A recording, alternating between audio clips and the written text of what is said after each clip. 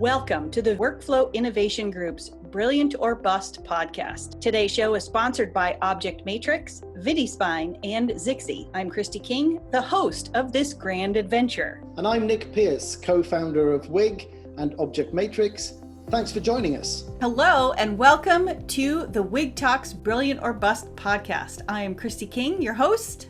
And I'm Nick Pearce. We are welcoming a really interesting guest today. I'm super excited that he made some time for us. His name is Alon Cohen, and he is with an organization that is now with Endeavor. We used to work together years ago at the UFC. Now he's gone on to much bigger and better things, and so he's going to join us to talk about all kinds of fun stuff that has to do with data analytics, aligning that sports data with live broadcasts, and what happens to that data after the fact. Yeah, it's an absolutely fascinating conversation. I think certainly the introduction that Alon gives a real insight into a lot of the data capture and processing and analytics that goes along with the UFC that, you know, I guess most of us don't see because, as he says, they don't show a lot of it in fight situation. But again, you know, the discussions we had about collating data, how much is too much, etc., and what gets seen, what doesn't, I thought was really interesting. Yeah, and when we dived into what effect 5G may or may not have on how data syncs with live distribution, we talk about the value of encoding and some of the workflow processes and how some of those efficiencies, if they got improved, they could make a pretty significant reduction in cost at an operational level. Super not sexy stuff, but really important to those of us who nerd out in the media industry. Yeah, I think it's always good to have someone calling Mr. Bolten out as well. But, you know, as usual, Eric had a completely brilliant answer in terms of it's horses for courses and where you use it and how it can bring value. And I think his answer won the round in the end by 3027 points. There you go. Yeah, obviously we have a lot of stuff to talk about, and it was a really good conversation. So let's get started. Super. My name is Alon Cohen. I'm SVP and I lead the 3027 team at UFC. And the 3027 team is so named because UFC is a member of the Endeavor family. 3027 is the score you would get if you won a unanimous decision in a 3-round fight in UFC. But if you heard 3027 and you were some rando and had no idea what we were, it would be non-threatening. And I will, in the course of explanation, tell you about some of the other sports that we handle. And it would be weird to have what my prior company was as part of the moniker, and we did it there as well. So my genesis is myself and Rami Ganauer started a company called FightMetric 11 years ago.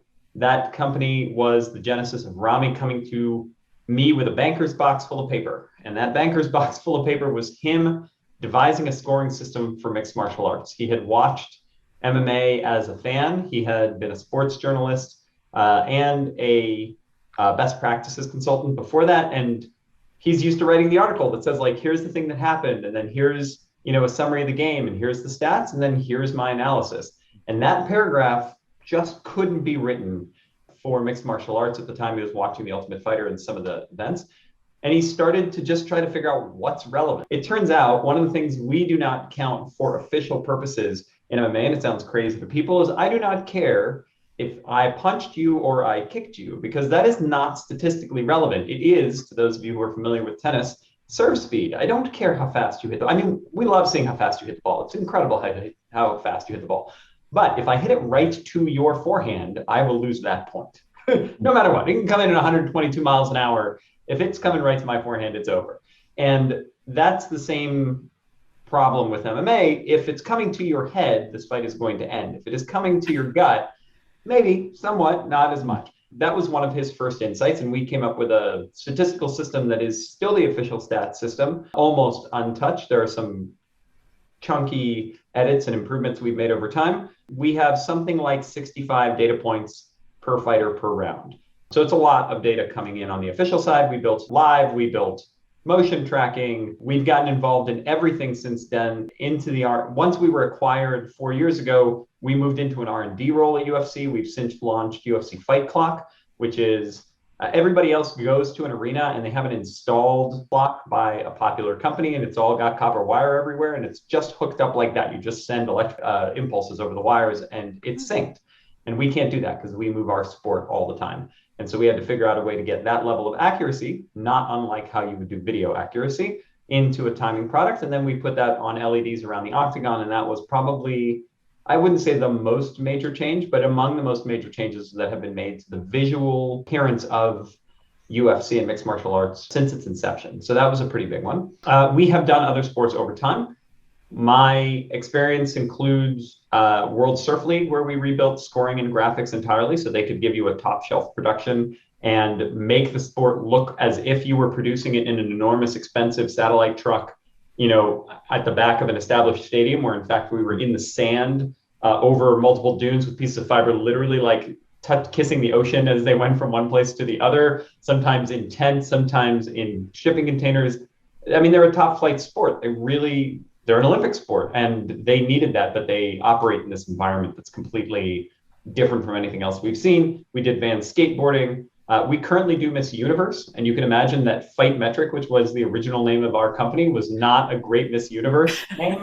And we did World's Strongest Man. So at one point we joked that there are certain times if you go to World's Strongest Man competition, the breakfast buffet is split in twain. There's like the bacon hash brown side where everybody eats, and then there's like the egg whites, that side of and we joke that like between Miss Universe and World's Strongest Man, like we handled that side of the buffet.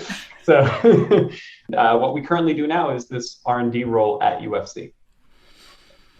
Very interesting. I love this stuff, of course. What I was so interested to see is how you guys were going to sync data with the live event. How were you going to attach information to what was happening in the moment? Not that it necessarily rendered anywhere right away, but even just to sync the exact second that hit happened and keep track of that throughout a fight. How did you guys solve that time connection issue? So I don't think it's a surprise if I say this. That is a problem that is continuously being solved. Somebody will solve it. It will be good enough. And then suddenly somebody will say, well, what about this other thing that's coming? So I'll answer your question by taking a detour, if that's okay. Right. We have solved that problem in many ways. In certain areas, EBS XML tagging has allowed us to relatively quickly solve that problem and be able to just send stuff into that universe and know very quickly. Sometimes that tagging has simply been through the media asset management system, both before and after. So sometimes we're doing it live, but sometimes someone will simply say in a non-statistical way, this was awesome, right? And to have a system, and I don't know how far you go into who uses what products, but Christy, you know what product we use. And once you tag it in one place, it just cascades all the way down through every other clip that might incorporate that piece of time code. And that's a standard feature. We have a separate problem, and this is the digression, which is the time we film and the time you need to see it are no longer the same.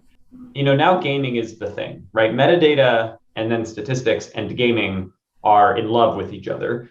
And the problem that you run into is that in gaming, I have to get everybody video faster than the rest of the world so we can avoid court sighting. So in some instances, I'll simply put a human on site. In other instances, I'll say, well, those humans need to be on site. In fact, we rebuilt scoring entirely around gaming because we had to be able to bifurcate the things that we could say, for example, officially as soon as humanly possible, and the things that we could not say officially as soon as humanly possible. And so it'll be no surprise to those of you who have watched mixed martial arts. We are not golf. In golf, somebody takes a stroke. We know pretty quickly what happened. We've added a whole lot of data with the flight trackers of various kinds. And those are pretty quickly able to overlay for us officially exactly what happened. And then the world stops.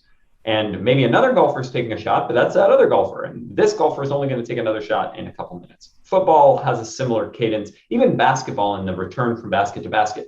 But if I hit you in the face with my left hand, all I have to do is bring my right hand around. I can hit you in the face with the right hand. And that's an entirely different statistical piece. And you can do it back to me. And so being able to do that officially in the moment is nigh impossible today for a human being, which is how we still score. That's the thing that we're struggling with. So we said, okay, we can't do that officially. So we bifurcated the things that we could do officially and the things that we couldn't do officially. And these are delivered, second, under a second. And these are delivered when we can make them official. And then we give you unofficial data in the interim to give you a sense. So that's how we've thought about that side of the world. But if your cough drop in your broadcast is 7 seconds, your DR, now I'll give you our delivery methods. We deliver through ESPN Plus.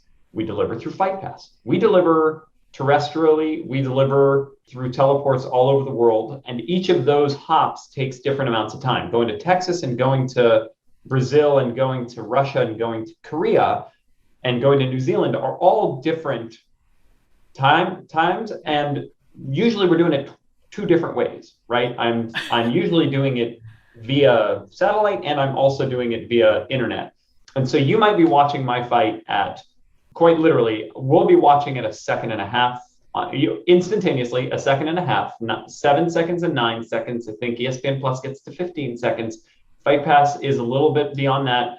And then there are people who are well beyond that for reasons of regulatory intrusion, whatever it is, they're well beyond that. And I have to be able to say, when you do this and you go on your app, you don't suddenly get data that's in the next round. And you're like, what's going on? And syncing that stuff up and who needs that and who doesn't need that, who cares and who doesn't care and how much and how we do all that.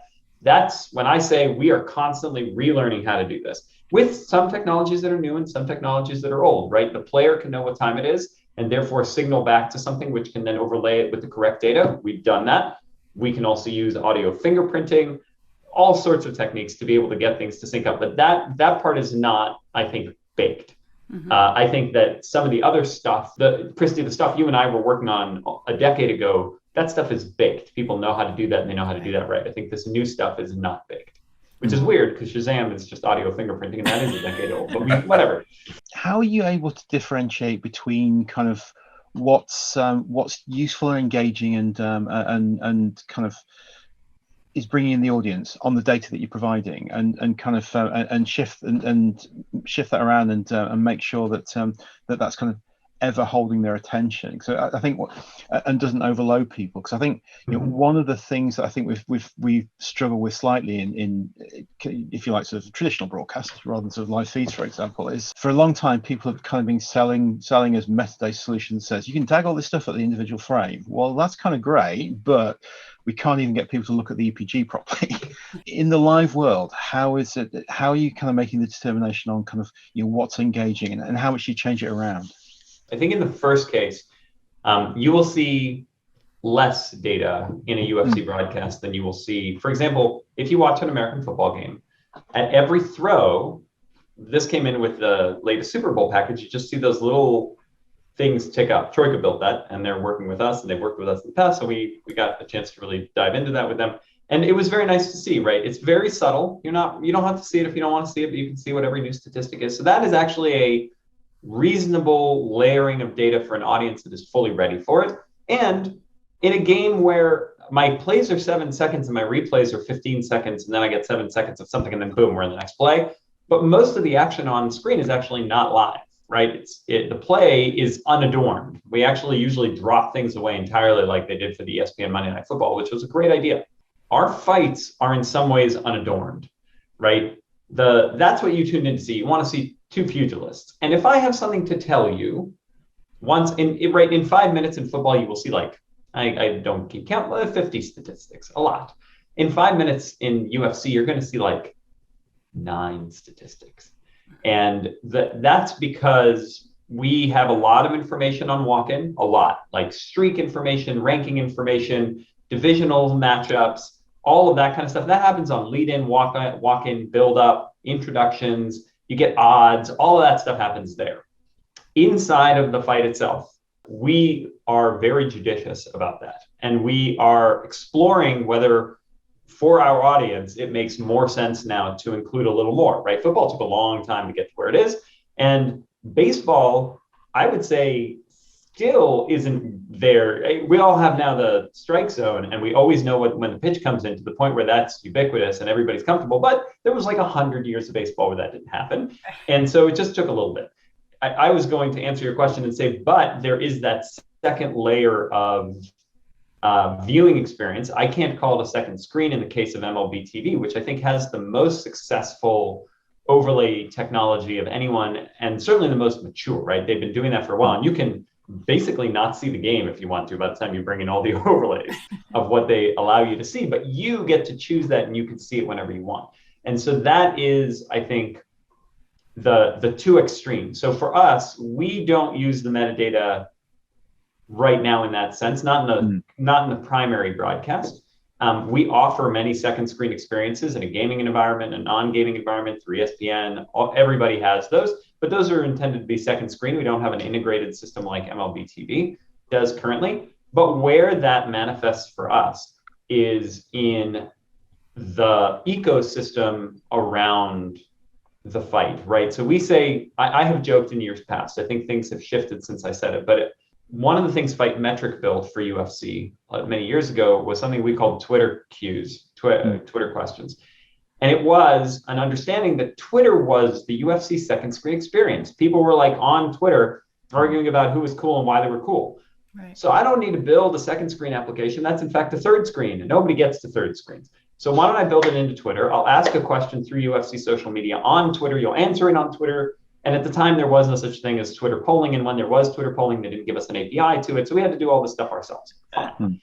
But we were able to then bring that information back into the broadcast. And that's one explanation of why we think the way we think about this.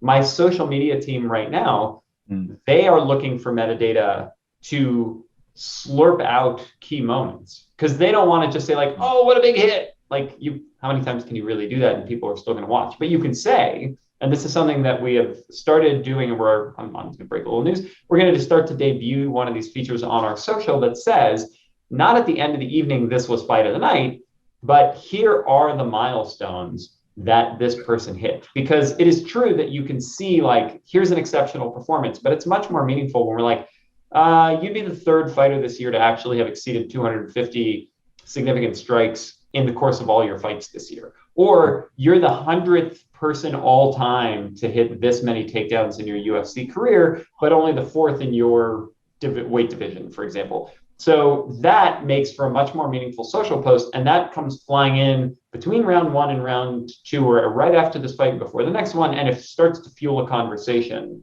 that is, I think, more substantive. So when you want to talk about metadata and the kinds of things that you are doing that with that, and what are you layering it into, we can go into all the various tools, and there are 1,000 of them, and they do similar things in slightly different ways. But that's basically what we're doing, is we're saying, look, the data aura around the sport is giving us an opportunity to say only the intelligent things on air, right? So if you need to know how many strikes somebody threw, that's the story right now, that's great. But if some other thing is not the story right now, if it's, their motion statistic is not the story right now, we're not going to talk about that. So we're only going to curate that experience down to its essence, and we're going to hand that to a human being. The other side of it is, okay, but people are having a conversation about the thing that you're doing in other places. How can we fuel that conversation and use that on fight night and post-fight night to create video and other digital assets that live on and fuel our communities? Sometimes underneath fighters individually, sometimes underneath regions, sometimes underneath the parent, account, wherever that is. Holding people in the moment, and then when they come out of the moment and want to go exploring, you giving them that multi-layer. That's fantastic. So I'm curious. That's an interesting way to ask that question, because I think people, if I said that to my social team, I'd like to throw it back to you guys.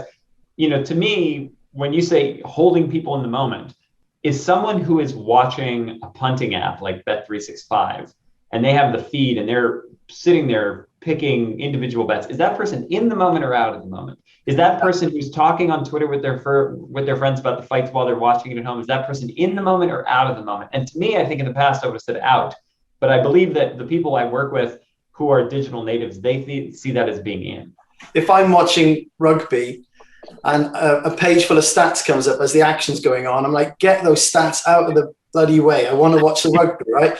And then as an older person, the joy is the next morning buying 6 newspapers and reading all the stats, right? And reading what other people thought. So I love watching rugby in the moment, but then getting the stats afterwards. So if I'm on Twitter, I'll follow the Opta Johnny account, which gives you so many great statistics about individual players or moves. Or there's a guy called Squidge Rugby that breaks apart games in a really interesting way. So I think for me, the stats are more of an aftermarket thing that I will consume as much and enjoy as much as I enjoy the live in the moment thing. I think, if I look at, if I kind of look at my son, who also enjoys rugby, so Nick and I are very much of that persuasion. Then he's got his phone and he's got an eye on the screen, and you're right, he's kind of in the moment, but it's a different a different moment to the one that we're in. And there are sports that almost need this badly, right? Like I was actually, before I came up here, I was having some breakfast and I was watching extended highlights of the Tour de France. Extended highlights of the Tour de France for 30 minutes. Think about that. Like that's a television show in any other sport. But for the Tour de France, they're showing you like a tiny fraction of what actually happened in the event. But all of these layering ins need to be in the broadcast. So I'm Formula One fan. And in Formula One, there's oftentimes a stretch in the middle of the race where you're like, this guy isn't even close to this guy. How are they even racing each other? And then they have all the AWS stuff come in and they're like, well, this guy will be in range of that guy in 7 laps. So suddenly you have something that's like a counter and it's like 7 laps. It's like, wait, it said 7 laps last lap and now it says 8 laps. So he's slowing down. And you can start to follow some of those storylines that hardcore fans could figure out. But if you were just listening to the commentators and you weren't familiar, like, I don't understand what's happening. Like these guys are going around and that guy was in first, now he's in 7th.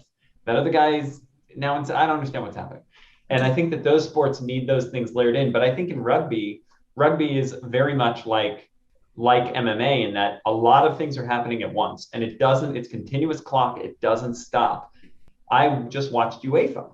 UEFA is an example of something where that's a lot of pitch and a lot of swing and a lot of stuff that comes wholly unadorned, right? Why? Where is the little graphics? I know you're tracking it. I've been to the ICE conference. I know what you can do visually. I know that you probably are doing visually. And between Hawkeye and Sport Radar and whoever it is, you know where everybody is on that pitch. You know how many touches that people are getting. You understand their passing distances. You understand whether they've been flooding the right or the left. I don't see any of that. I don't hear any of that. And so that's their editorial choice. I suspect one of two things is probably going to happen in certain leagues, right? And I think it's probably going to happen in Britain first because they're so mature in the gaming space that, and maybe I'm just ignorant of this, but I haven't seen it yet, is maybe you get a punter dashboard and that punter dashboard is starting to give you some of that feedback so you can see the things that are invisible to you on screen as a human because you just can't put that stuff together while you're watching it live. Or they do what we've done here for basketball and they have like a gaming cast and stuff like that. And I think that's where when you hear me leaning into gaming, it's one of the few things in the world where as a fan, you absolutely positively have to know the extraneous data that's around the field right now, because everything else can wait a little bit, right? Everything else can wait replay amounts of time, 15, 20, 30 seconds. Mm-hmm. One of the things that we were talking about before Eric joined, so I'm pretty sure he'll probably want to follow up on this because his world is live streaming. If you'll recall the Zixi folks. Oh yeah. We were talking about data and latency, and I was going to launch into this thing about, well, great, then how do you layer in all those statistics into metadata for VOD and a lot of other stuff, but we'll hold that for a second. He was talking about latency issues and what's going on. We've had some conversations with this group about 5G a lot and how that's going to potentially solve a lot of problems. And I love that you're laughing. So, Eric, say something about 5G to Alon so we can have this conversation about. I'll start if you want. Whatever. Has anybody here in this chat ever actually used 5G? I don't mean what it says 5G on my cell phone. No. I mean millimeter wave. This is going to be interesting. I'm going to settle in for this. I had my vaccine jab, so I know all about 5G now. So I actually have used 5G, and it's kind of just like 4G. in all honesty, when I'm kind of standing very still in a particular part of a town. So we're not yet, we haven't got that flood coverage yet. It's sort of you drop in and out of 5G all the time. Eric, I cut off the question though, and I apologize. Go ahead. No, I needed that layup. That was the intro, because if you're gonna start somewhere, throw the gauntlet down and lay it out. I will have to say I haven't used it in my hand because I am stuck in Patagonia for different reasons, but my teams have used it fairly extensively, and we've been in production pilot since September of last year. And a couple of things. One, it is not widespread, and there is 5G and there's coverage and there's generally, and in the North American context, it's a little difficult from a consumer because for some reason, the US government has allowed anything that's not pure 4G to be called, quote, 5G. So 4G LTE gets considered that and all of that. But getting to ultra wideband and real 5G exists in places, works in concert with cloud-like wavelength zones that Amazon has so that you can get in and get out. I would have expected production to lead the charge. Our first major project is actually distribution to 500 MSOs, but we are following with our good friends in hockey to put in a bunch of 5G. We started some pretty big testing on just mobile and mobile phone things within some of the venues. For one, 4G LTE is actually pretty impressive, and we've seen some 100, 200 megabit things, but obviously if there's a bunch of people, there's no favorable network slicing, all kinds of other things that will hit your quality of service. But when we were really lighting up, and we will be continuing that testing project once we get past certain season points, it's going to be available. And I think it is going to organically grow out of venue-like experiences. I think that the natural path to the adoption of this technology is to show it. Look at the reaction we got out of this group. It was like a 5G, meh. Had these great expectations. It was not what I thought. It was not as advertised. But the truth is, underlying all of that, and Verizon must have told you 100 times by now, this is going to be a big deal.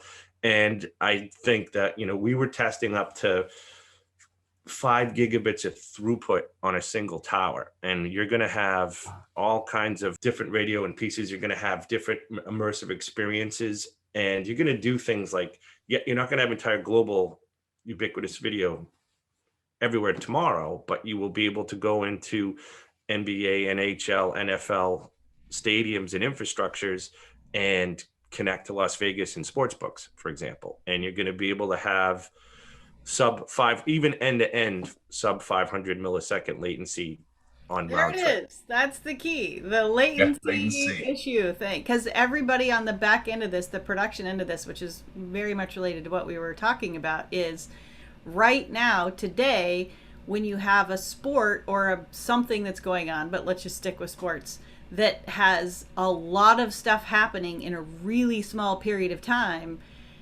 latency or lack thereof will open or close your production choices, the things that you can show on the screen, the thing that you may decide is too much or it's too delayed, or to Alon's point, what is official results versus what's observed results. I'm not sure that's the jargon you guys use, but that's how it works in my head. But those production choices, those things that 5G could open up to allow you to have that much more information associated to every moment in time, is what's interesting to me about the data aspect of 5G and the latency.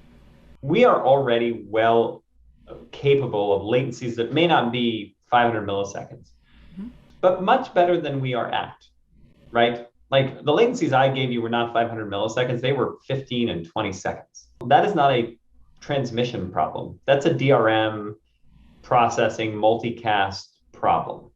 Basically, how do you think about that in the context of the promise of ultra low latency from 5G? Those things are inserted because of a business need. Yeah. And so how do you see those two playing together? Unless the business needs change, or you can provide for those business needs at a much faster cadence. But then we're not talking about the latency of 5G. We're really talking about the improvement in the processing speed of multicast systems and DRM systems. So talk to me about how you guys think about that. So you get 3 legs of the stool, right? When you talk about multicast, there is say take HLS. I mean, you can blow out latency to 45 seconds to 60 seconds. And there is structural physics and how many renditions is one making in a given thing? Or are you just coming up and down into the venue, right? So if you get in and out of the venue, and we were playing with mobile up and down, that was getting down to 200 milliseconds.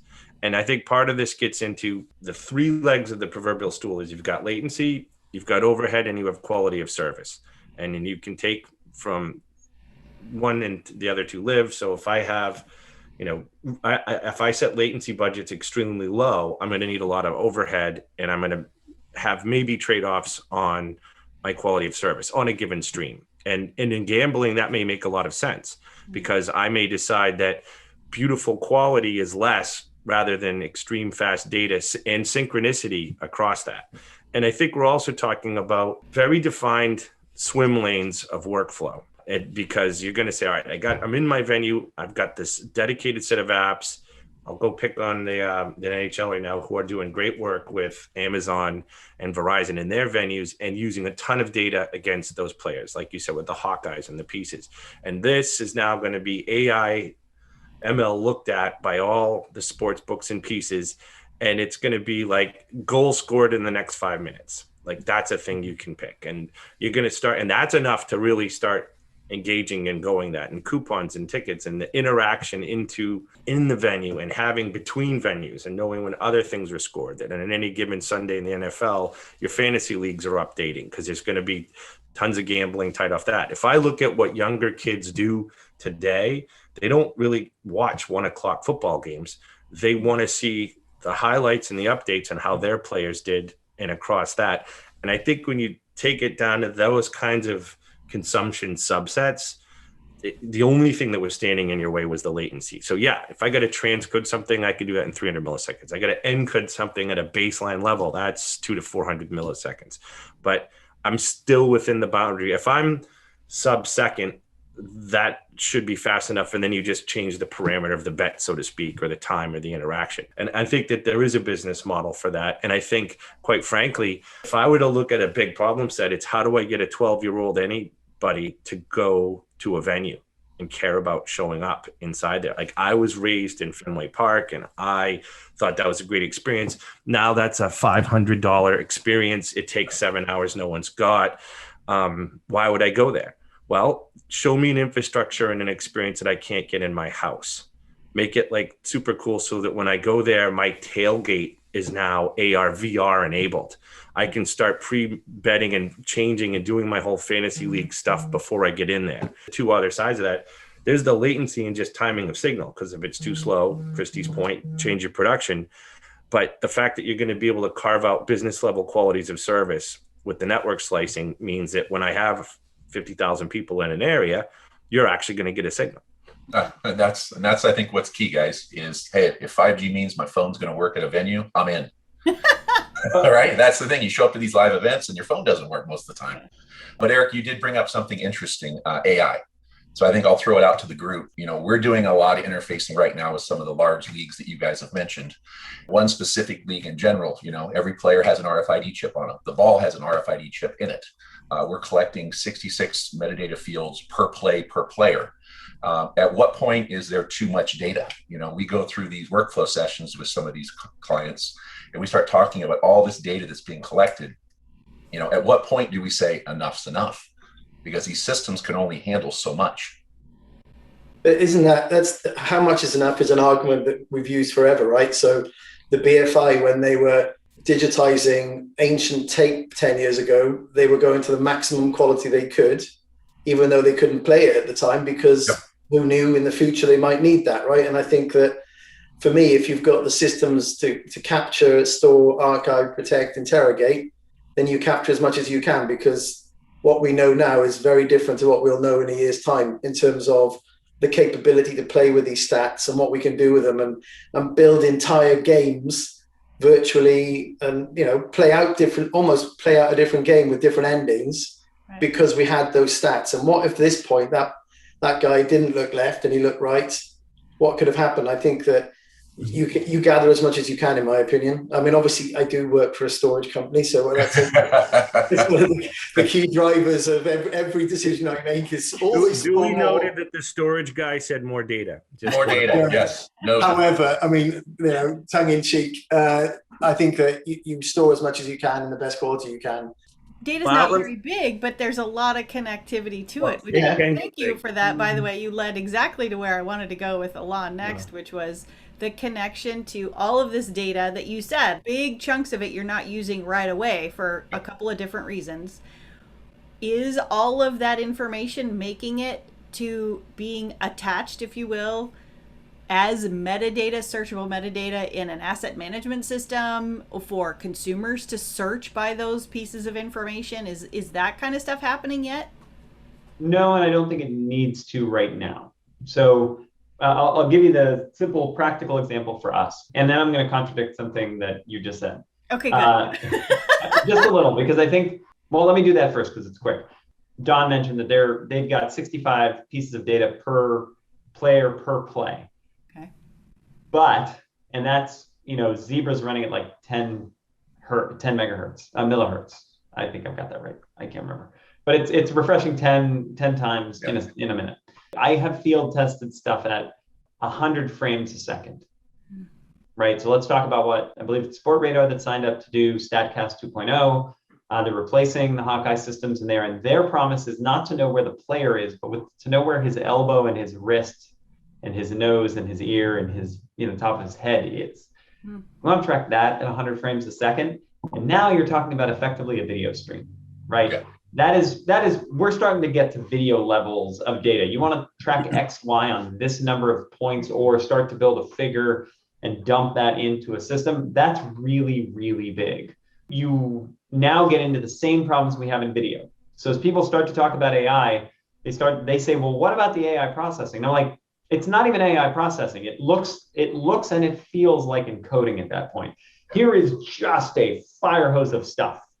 What the hell does it mean and how fast can you tell me? And that becomes, right, that's the video problem. Oh, and are we attaching the metadata to the video right now is your original question. And the answer is, I don't need to do that right now. So long as all of this is time coded in the video and this is time coded in the data, if in the course of an entire event, all I have to do is, and I'm wrong at the beginning, I don't have it on my, truck sync time code. It's not in Blackburst or whatever it is. So long as I can create an offset at the beginning, all of that stuff is accurate all the way through. I think Nick's point of take everything down in 8K should ring true to anybody who has watched The Last Dance about Michael Jordan. It was like, boy, it would have been great if we were broadcasting that in 480, but we were taking it down in HD, we'd have it today in HD, right? And you know that because occasionally somebody had a Cinecam on the side and we're taking film most of the time from them, and we're able to upscale the film to an HD.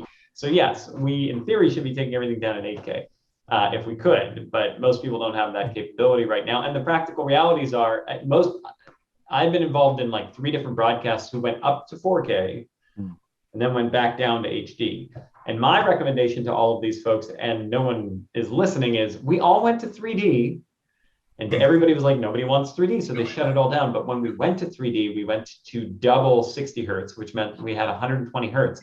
I think most people would rather see unblurry American football or rugby in HD than they would to see 4K blurry football, right? And people don't get that. But when you watch in 120 that isn't interpolated, that is 120 in, 120 out, that's that phase change. But nobody knows how to explain 120 Hertz at a Best Buy, so nobody can really get it going. Well, I still, agree that. And obviously, there is a resources limit as well. But I think on the stats side, as much as you're getting that fire hose of stats, I think the stats you should be generating and keeping.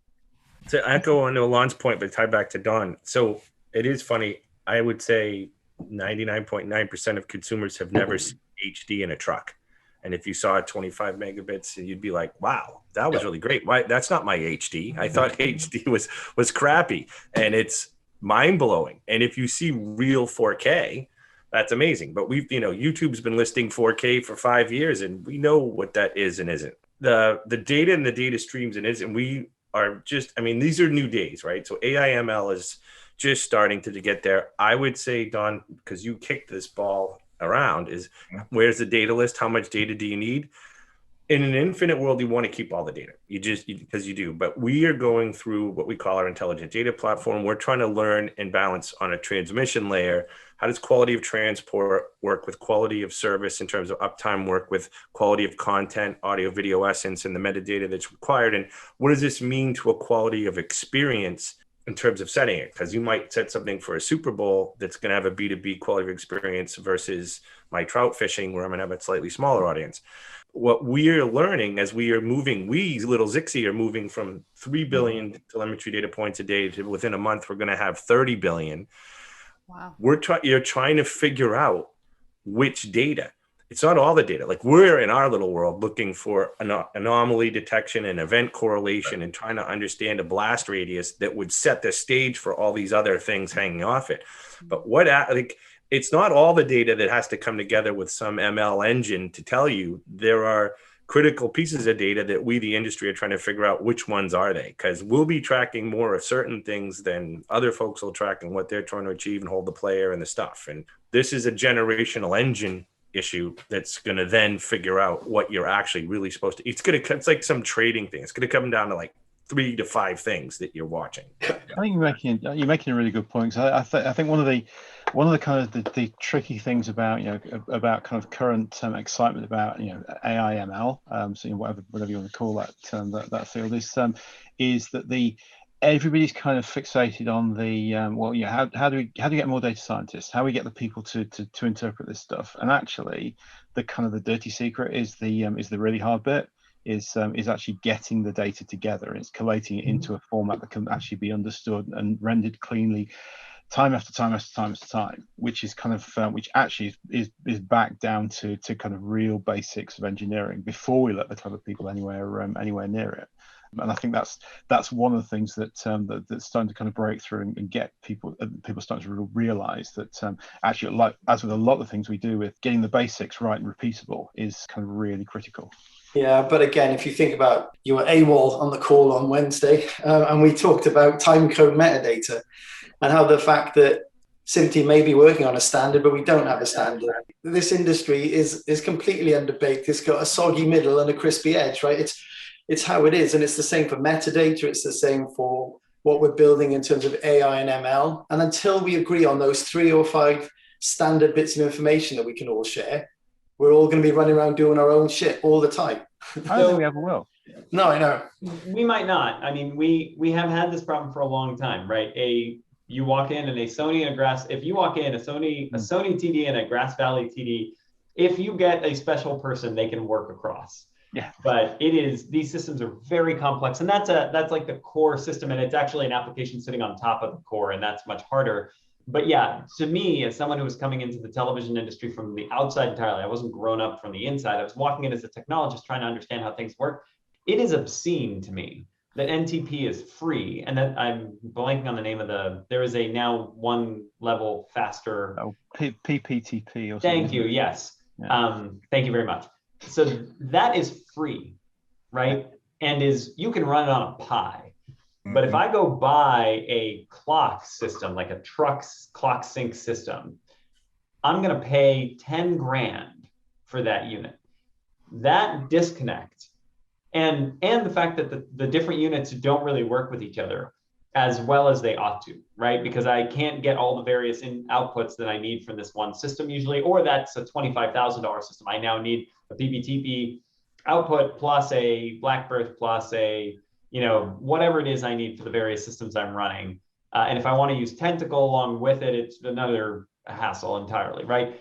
That fact is one of the problems. I've been fighting a fight inside of the broadcast for a little bit, which is like, if we were less siloed, and I get it, right? People want to build their little ecosystems and invite people in and keep people out, right? Yep. If you're in the VizRT ecosystem, you don't like the Chiron ecosystem. Let's go pick on somebody. If you're in the EVS system, you certainly don't like anybody outside that system. If you're in the NDI New Tech system, you don't want to play outside of that system. And I'll pick on them last because we own a SMPTE 2110 MCR. God help us. All of the copper that we need to convert into SMPTE 2110 and the systems necessary to do that. NDI is one of those if they just open source that, it could have become an industry standard, and you could see full control rooms running on NDI. And by the way, you could plug in any average Mac or PC or your phone and just pipe stuff in. You find me something that works for iPhone that streams out in SMPTE 2110. Really? Like, that's adorable. Nobody does that. And as a result, we don't have these things because we keep building our little silos. Now, you're right. If we could overlay some of the systems, and my view, by the way, is we talk about AI and ML. I think that right now, the other thing we do as an industry is we love things that are shiny. Makes sense? We're in the shiny industry, right? We like things that are shiny. If they blink, even better. But what we don't do is some of the blocking and tackling as well. And there are people for whom it makes money. And what I mean by that is as follows. If you had an AI ML system, it's almost entirely ML, computer vision, ultra fast for folks like Zixi. And I'm going to say something that you guys are probably well familiar with. It just isn't getting as much conversation because it's not sexy. The people who are looking at dynamic encoding of video, right? So as video gets bigger and bigger and bigger and bigger, if we can figure out, and we'll use the most ridiculous metaphor of GIF and JPEG, if you can figure out which of your pictures are like me, where nothing back here is moving. I'm maybe maybe I need a JPEG codec and the rest of you could use a GIF codec because I move too much.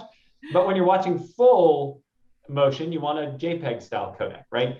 And to be able to figure out in real time, in the smallest available chunks, which of those two codecs I can use so that I can get all the savings of my GIF codec the rest of the time, and only use my JPEG codec when I absolutely have to, and cut my screen sizes by huge swaths, and then make that system easily accessible and rapid on multiple architectures. So it runs just as fast on an M1 architecture as it runs on an Intel architecture. Deploy that in the field. We're suddenly going to see 4K video transmitted at, let's say, 2K speeds or just, near HD speeds. Now we're in a world that allows us to have a conversation about what else can we layer on top. So long as our AI is focused on like pose estimation and less focused on our blocking and tackling, as I said, I think we're not going to see the AI revolution. So, by the way, for our listening audience, I do realize it's PTP, not PPTP. So please write in and shade at me.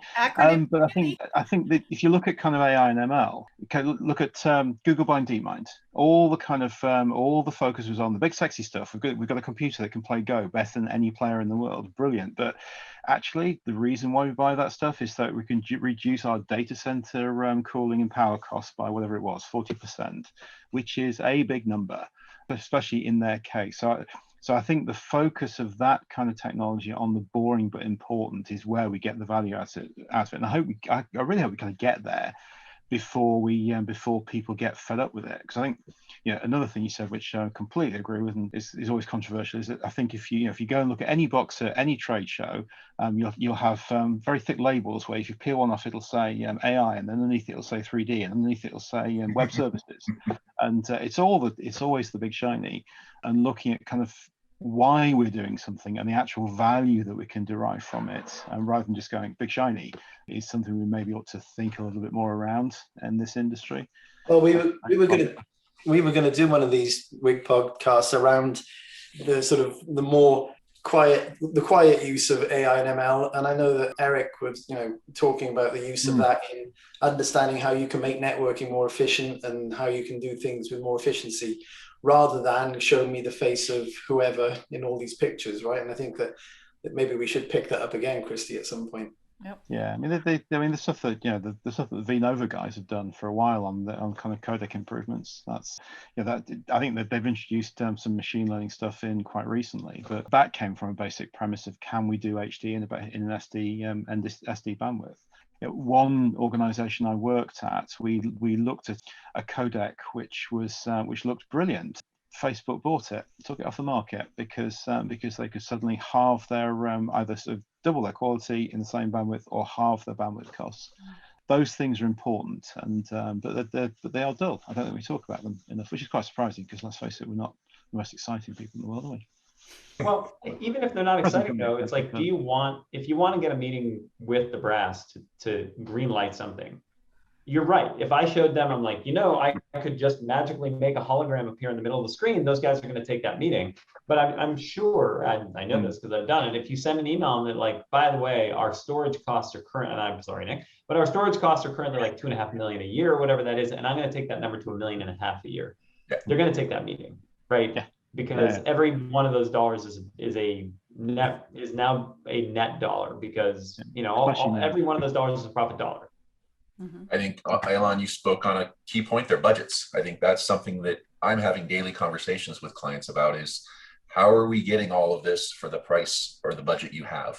So I think we're going to have to see some major reshifting of technologies or cost structures to really get a lot of this implemented. But kudos to you. Keep pushing, keep making this great content, because I think that's what's going to further engage with these other vertical markets that we're all talking with, and getting that tech out there. I think that's the exciting part of this, is you're making some great waves.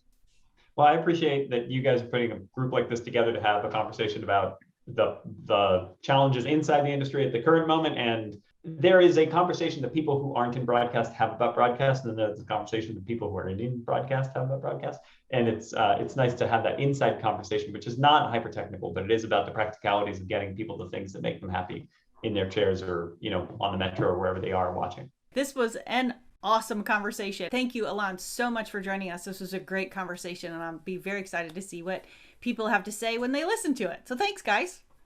Thank you. Great to see you.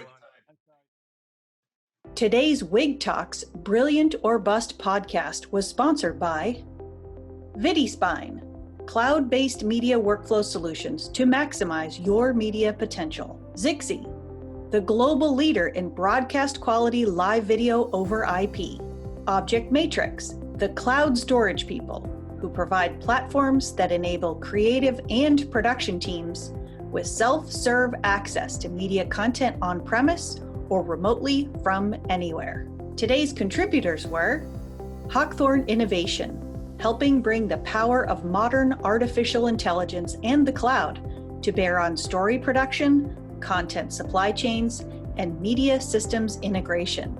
And Christy King LLC, a media technology consultancy and content creator.